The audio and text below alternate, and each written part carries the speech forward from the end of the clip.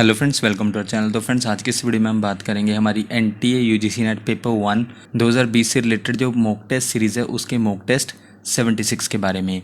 Friends, आज के इस वीडियो में हम कवर करेंगे नेशनल एजुकेशन पॉलिसी से रिलेटेड कुछ एमसीक्यूज़ को इस वीडियो में हम कवर करने वाले हैं, जहां पर सिर्फ आज हमने नेशनल एजुकेशन पॉलिसी 2020 से रिलेटेड सिर्फ हायर एजुकेशन के एमसीक्यूज़ को कवर किया है इस वीडियो में। और friends, free of cost MCQs की पीडीएफ के लिए आप हमारे टेलीग्राम चैनल को ज्वाइन कर सकते हैं। उसके लिए आपको क्या करना होगा, आपको अपने टेलीग्राम में जाना होगा, जहां पर आपको टॉप पर सर्च करना होगा हमारे चैनल का नाम keep learning keep growing. Then वहां से आप ग्रुप पर क्लिक करके चैनल को ज्वाइन कर सकते हैं। और आज की इस वीडियो का फॉर्मेट क्या होगा, आपके पास सारे क्वेश्चन का आंसर करने के लिए 10 सेकंड का टाइम होगा, जहां पर ऑप्शंस आपको खुद रीड करने हैं, या फिर आप हमें इसी वीडियो के एंड में कमेंट करके बता सकते हैं कि आपने टोटल क्वेश्चंस में से कितने क्वेश्चंस को करेक्ट मार्क किया।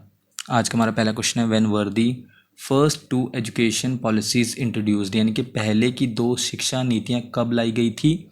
फ्रेंड्स, ऑप्शंस आप अपनी स्क्रीन पर देख सकते हैं और इसी वीडियो के नीचे कमेंट करके हमें 10 सेकंड के अंदर करेक्ट आंसर बता सकते हैं।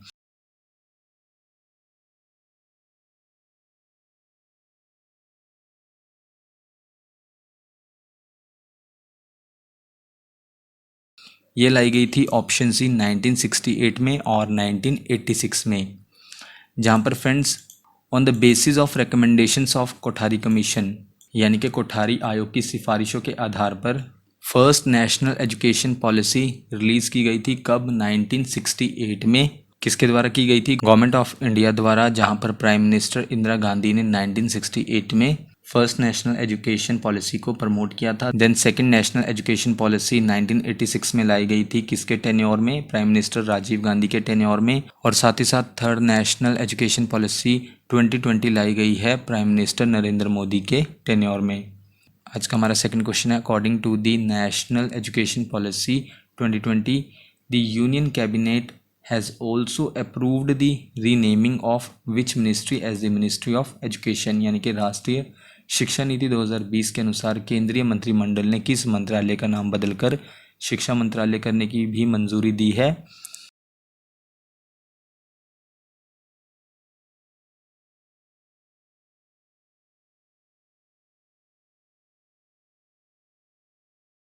वो मंत्रालय है option C ministry of human resource development, in short MHRD, यानी कि मानव संसाधन विकास मंत्रालय। जहां पर नेशनल एजुकेशन पॉलिसी 2020 के अकॉर्डिंग यूनियन कैबिनेट ने, यानी कि केंद्रीय मंत्रिमंडल ने इस मंत्रालय का नाम बदलकर, इस मिनिस्ट्री का नाम बदलकर मिनिस्ट्री ऑफ एजुकेशन, यानी कि शिक्षा मंत्रालय करने की मंजूरी दे दी है। इसके अलावा नेशनल एजुकेशन पॉलिसी 2020 का एम क्या है, उद्देश्य क्या है, कि भारत को वैश्विक ज्ञान महाशक्ति बनाना है, यानी कि making India a global knowledge super power. Next question है question number 3, when will the gross enrolment ratio in higher education be increased to 50%, यानी कि उच्च शिक्षा में सकल नामांकन अनुपात कब तक बढ़ाकर 50% किया जाएगा।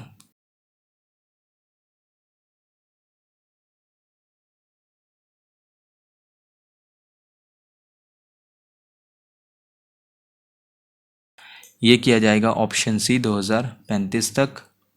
कितना परसेंट किया जाएगा gross enrolment ratio higher education में? 50%। कब तक? ऑप्शन सी 2035 तक। और 3.5 करोड़ सीट्स ऐड की जाएंगी हायर एजुकेशन में। और करंट ग्रोस इनरोलमेंट रेशियो क्या है हायर एजुकेशन में? 26.3%।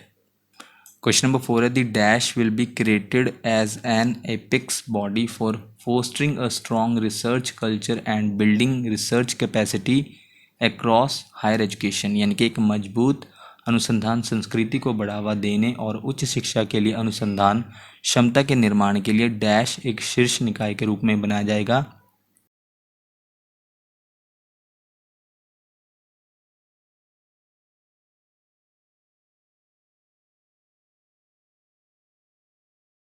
वो बॉडी है option A national research foundation, in short NRF, जो क्या करेगा, हायर एजुकेशन में रिसर्च कल्चर को बढ़ावा देगा और रिसर्च कैपेसिटी को भी बढ़ाएगा।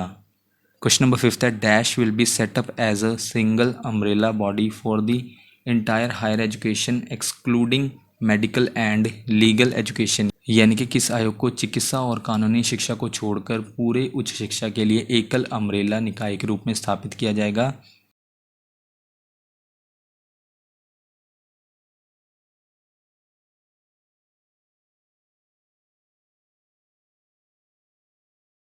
वो है option C, higher education commission of India, in short HECI, यानी कि भारत का उच्च शिक्षा आयोग। इसे सेटअप किया जाएगा जो एक सिंगल अम्ब्रेला बॉडी होगी इंटायर हायर एजुकेशन के लिए, सिर्फ किसको छोड़कर? मेडिकल और लीगल एजुकेशन को छोड़कर। इसके अलावा पब्लिक और प्राइवेट हायर एजुकेशन इंस्टीट्यूशंस को गवर्न किया जाएगा किसके द्वारा? Higher education commission of India द्वारा, जहां पर इस कमीशन द्वारा रेगुलेशन किया जाएगा पब्लिक और प्राइवेट हायर एजुकेशन इंस्टीट्यूशंस का, यानी कि कंट्रोल और मेंटेन किया जाएगा higher education commission of India द्वारा। अक्रेडिटेशन किया जाएगा, यानी कि मान्यता प्राप्त करवाई जाएगी, और साथ ही साथ एकेडमिक स्टैंडर्ड्स यानी कि शैक्षणिक क्वालिटी को भी देखा जाएगा किसके द्वारा? Higher education commission of India द्वारा। और higher education commission of India के 4 इंडिपेंडेंट वर्टिकल्स होंगे जिनके नाम हैं national higher education regulatory council, in short NHERC। ये पब्लिक और प्राइवेट हायर एजुकेशन इंस्टीट्यूशंस के रेगुलेशन के लिए होगा, यानी कि इसके द्वारा मेंटेन और कंट्रोल किया जाएगा पब्लिक और प्राइवेट हायर एजुकेशन इंस्टीट्यूशंस को। सेकंड है general education council, in short GEC, ये किसके लिए है? स्टैंडर्ड सेटिंग के लिए। थर्ड पर है higher education grants council, in short HEGC, ये फंडिंग के लिए है। और national accreditation council, in short NAC, ये अक्रेडिटेशन के लिए होगा। इस काउंसिल द्वारा अक्रेडिटेशन यानी कि मान्यता से जुड़ा काम देखा जाएगा किसका? हायर एजुकेशन इंस्टीट्यूशंस का।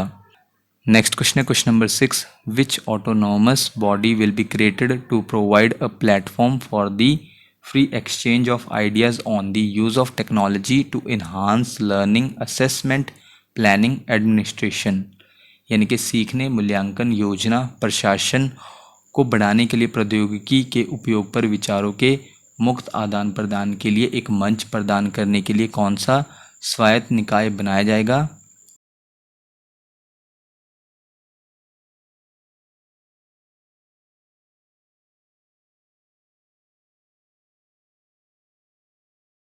वो है option D, national education technology forum, in short NETF। ये एक ऑटोनोमस बॉडी होगी जिसे क्रिएट किया जाएगा और ये क्या करेगी? प्रोवाइड करेगी एक प्लेटफॉर्म किसके लिए? जहाँ पर फ्री एक्सचेंज किया जा सकेगा आइडियाज़ का, किसका यूज़ करके? टेक्नोलॉजी का यूज़ करके। और इम्प्रूव किया जाएगा लर्निंग को, असेसमेंट को, प्लानिंग को, एडमिनिस्ट्रेशन को, यानी कि सीखने, मूल्यांकन, योजना और प्रशासन को इम्प्रूव किया जाएगा किसके द्वारा? Option D, national education technology forum द्वारा। क्वेश्चन नंबर 7 है national assessment centre dash has been created to assesses the students, यानी कि छात्रों का मूल्यांकन करने के लिए राष्ट्रीय मूल्यांकन केंद्र डैश बनाया गया है।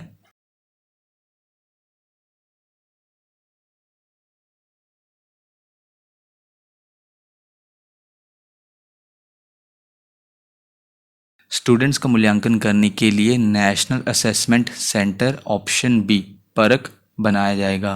क्वेश्चन नंबर 8 है the 42nd amendment to the constitution in 1976 moved education from the dash, यानी कि 1976 में संविधान के 42वें संशोधन ने शिक्षा को डैश में स्थानांतरित कर दिया।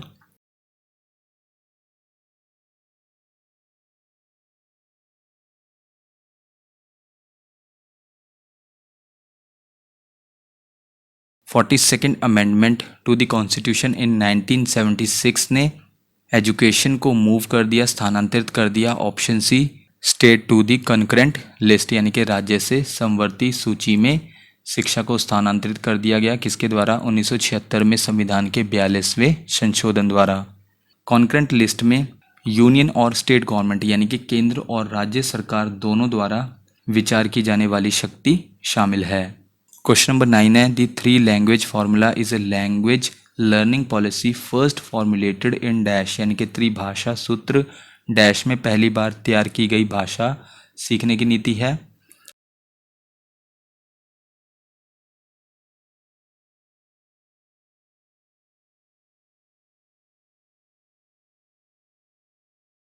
ये तैयार किया गया था ऑप्शन ए 1968 में। 3 लैंग्वेज फार्मूला जो कि एक लैंग्वेज लर्निंग पॉलिसी है, इसे तैयार किया गया था ऑप्शन ए 1968 में। और 3 लैंग्वेज फार्मूला किसके द्वारा प्रिस्क्राइब किया गया था? फर्स्ट एजुकेशन पॉलिसी द्वारा 1968 में। और किसके द्वारा इसे प्रिस्क्राइब किया गया था? गवर्नमेंट ऑफ इंडिया के मिनिस्ट्री ऑफ एजुकेशन द्वारा कंसल्टेशन करके स्टेट्स के साथ में, यानी कि राज्यों के साथ मशवरा करके 3 लैंग्वेज फार्मूला को भारत सरकार के शिक्षा मंत्रालय द्वारा 1968 में निर्धारित किया गया था, प्रिस्क्राइब्ड किया गया था। क्वेश्चन नंबर 10 है the 86th amendment in 2002 made education an enforceable right under article dash, यानी कि 2002 में 86वें संशोधन ने शिक्षा को किस अनुच्छेद के तहत एक लागू करने योग्य अधिकार बना दिया?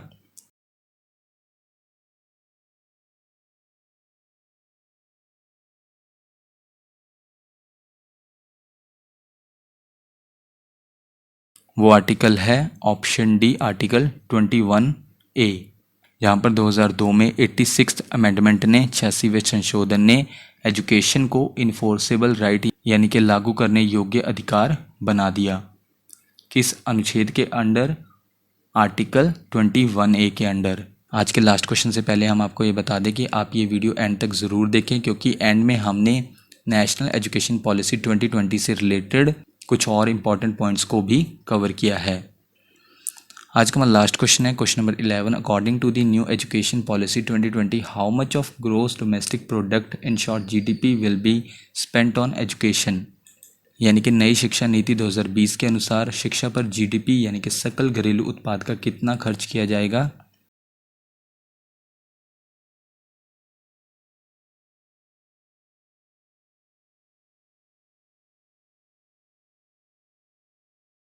वो है ऑप्शन बी 6%। अगर हम करंट स्टेटस के बारे में बात करें तो GDP यानी कि ग्रोस डोमेस्टिक प्रोडक्ट का कितना खर्च किया जा रहा है एजुकेशन पर? वो है 4.6%। ये टोटल GDP का खर्च किया जा रहा है एजुकेशन पर। और फ्रेंड्स, नेक्स्ट हम डिस्कस कर लेते हैं कुछ इम्पॉर्टेंट पॉइंट्स किसके बारे में? नेशनल एजुकेशन पॉलिसी 2020 के बारे में, जहाँ पर पहला पॉइंट है कि MPhil courses will be discontinued, यानी कि जो MPhil पाठ्यक्रम हैं उनको बंद कर दिया जाएगा। और साथ ही साथ और जो भी सभी कोर्सेज हैं अंडर ग्रेजुएट, पोस्ट ग्रेजुएट और PhD लेवल पर, वो अब से इंटरडिसिप्लिनरी होंगे, यानी कि इंटरडिसिप्लिनरी अंतर विषय या फिर आप कह सकते हैं इंटरडिसिप्लिनैरिटी या फिर इंटरडिसिप्लिनरी स्टडीज़ में शामिल है। 2 या 2 से ज़्यादा एकेडमिक डिसिप्लिन्स यानी कि शैक्षणिक विषयों को शामिल किया गया है एक एक्टिविटी में, उसे हम कहेंगे इंटरडिसिप्लिनरी या फिर इंटरडिसिप्लिनैरिटी। नेक्स्ट पॉइंट है academic bank of credits establish किया जाएगा। किसके लिए? क्रेडिट्स के ट्रांसफ़र को फैसिलिटेट करने के लिए, सुविधाजनक बनाने के लिए। नेक्स्ट पॉइंट में जो फॉरेन यूनिवर्सिटीज़ हैं वो अपना कैंपस सेटअप कर सकती हैं इंडिया में।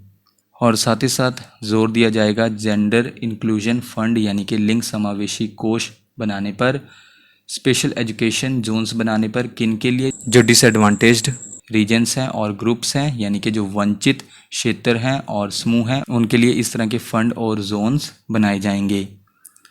आज का हमारा लास्ट पॉइंट है नेशनल इंस्टीट्यूट इस्टेब्लिश किए जाएंगे। किसके लिए? पाली, पर्शियन और प्राकृत लैंग्वेजेस के लिए। और साथ साथ Indian institute of translation and interpretation यानी कि भारतीय अनुवाद संस्थान और व्याख्या की स्थापना की जाएगी। तो फ्रेंड्स, ये थी हमारी आज की वीडियो जिसमें हमने कवर किए हायर एजुकेशन से रिलेटेड नेशनल एजुकेशन पॉलिसी 2020 के कुछ MCQs। बाकी आप हमें इसी वीडियो के नीचे कमेंट करके बता सकते हैं कि आपने टोटल क्वेश्चन यानी कि 11 क्वेश्चंस में से कितने क्वेश्चंस को करेक्ट मार्क किया। नेक्स्ट वीडियो आपको जल्दी चैनल पर मिल जाएगी। So thank you friends for watching this video.